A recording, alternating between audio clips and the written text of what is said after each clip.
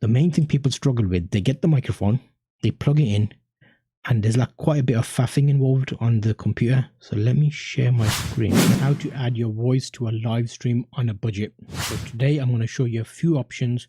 Right now that setup there isn't a budget setup, which I talked about in my previous video. So I linked, hopefully you've come from that video. If not, check out the first version of this where I talk about audio and the differences of setting up audio for your live stream. So I've got 3 microphones set up here. And these 3 microphones are budget because that's headphones for a mobile phone. This one is, well, it should be the other way around. That is a cheap mic off eBay. So like a standard little thing you'd get. And this is slightly more expensive, still on a budget, but a bit more expensive. So you may already have that. That you'd have to buy between £5 to £10 range dollars. That is between $15 and $20. So I'm going to give you an example of how they sound. Right now you're listening to a microphone which is a bit low there. Actually, let me turn that up a bit. So the microphone you're listening to right now is the Behringer microphone. It's gone through a professional system and it sounds nice. So what I'm going to do is I'm going to show you a multitude of setting up options as well. The main thing people struggle with, they get the microphone, they plug it in, and there's like quite a bit of faffing involved on the computer. First one I'm going to show you or let you listen to is this, which is mobile phone headphones. So what I'm going to do is I'm going to put them on. What you need to plug into your computer. Let me plug that in. Okay. So now on the computer, in the bottom of the computer corner, you're still listening to, yeah, okay, that's fine. So here you go onto your speaker, you right click on it and you go open sound settings, which opens up this. And under my picture here, which is not handy, there'll be an option which says sound control panel, which you can see here. Click on sound control panel. The first screen is playback. This is Windows, by the way. If you're on Mac, sorry, I don't have a Mac. I'm working on getting a Mac, so I'm going to help you guys out as well soon. The second one is called recording. So right now you can see when I'm speaking, the line in, which is my mixing board over here, because I plugged it in via line in, that is moving. The digital audio interface is also moving because that's handling the audio for the computer. So now I want the microphone, this microphone. So you can see in between both of those there's one called microphone. If I click on that and do listen, and levels is 100% and it's at 20. So let me turn down my other mic, which will be the line in, and then it'll bring it to a screen here. So remember, before we remember the name, it was called Digital Audio Interface 7 USB Digital Audio. So if I do done, I did cancel, but if I did done, it appears here. So you can see there's called PC mic test, and over here also, under my picture, move that out of the way, PC mic is also there, so it's moving up and down because you've got audio coming out of it. So a direct comparison of that, if I turn that off by doing this here, and then turn my podcast mic up over here, you can hear the difference between those. If you had headphones in, you should be able to do and see that. Let me bring it back to this view. So that is basically me turning up here. So if you can see here, I turn that up. If I turn the PC mic test back on, so there the PC mic test is the volume from my headphones. Right now it's a tad low.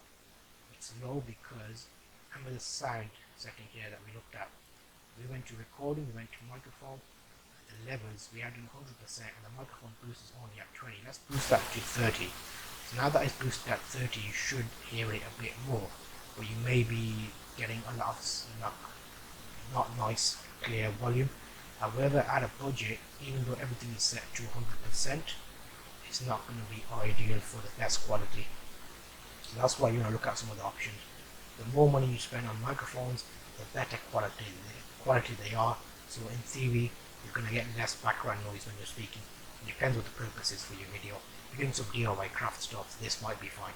So you can use your existing headphones on a budget. But we can improve this a bit further if we're using OBS. So on OBS, you can see there's a little cog on here.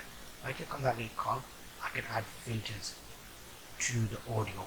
So by doing that, we can do filters, and this video pops up saying there's no filters applied. If I click on plus and add in a filter for noise suppression, do done, That's just added an automatic filter. I won't mess with it, I'll just leave it as is. I'll add one for gain, do that, and that's done. I want that to give me a bit of gain, so let's make that 2, 3, 4. So you can see as I make that higher, the volume goes higher, but you'll get gain noise. So I do OK, done. So that PC mic test there is set up at a gain of 5, and I've added a bit of noise suppression. How does that sound? This is an example of a cheap budget, as low as you can get, basically what you own already as a microphone, and we're live streaming on this screen. So now this is going back to the podcasting mic. So this is the podcasting mic. I'm going to unplug these headphones. Let me go to the screen. So I'm going to unplug the cheap headphones. So I've unplugged these headphones, which are the mobile phone. Now let's go for something cheap here. So it's got a little clip on. So let's clip that onto my, let me go to here. Let's clip that onto my t-shirt.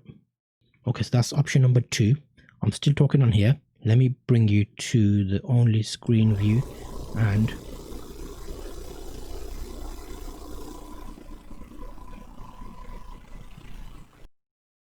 this is why people come to these videos, because stuff that's meant to work doesn't work. So that's a cheap mic that doesn't work. Sometimes you'll find issues with the adapters. Let me show you this. So for example, that is a 2-pin. I tried converting it to a 3-pin to make it work, but it still didn't work, and that wasn't great. So that's something that you need to keep an eye on. I made a separate video with explaining all these connectors about audio devices. I'll link you in the description. If you sign up to a mailing list, you'll get a guide of these basically. So the second one didn't work, so let's throw that one away. The third one is over there, so let's try the third one.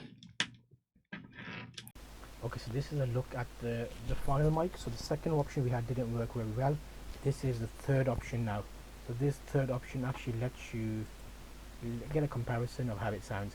So on this one, what I did do is, you notice on the other one I had to go to full volume. If I go open sound settings, sound control panel, and that little box opens up here.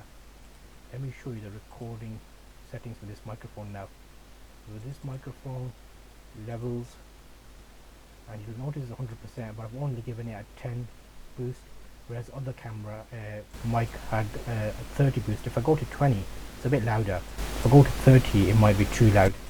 That gives you an idea of having a microphone and what it sounds like. Let me go back to my original set up here. So this is the podcasting mic setup here. So that's why a professional one would sound like this, and a not professional one would sound like. So I'm giving you an option here for budget mic setup. I've shown you a few details on the screen of how to set it up. I'm hoping this helps you. Check out my other series of videos about audio and getting that right for your live stream.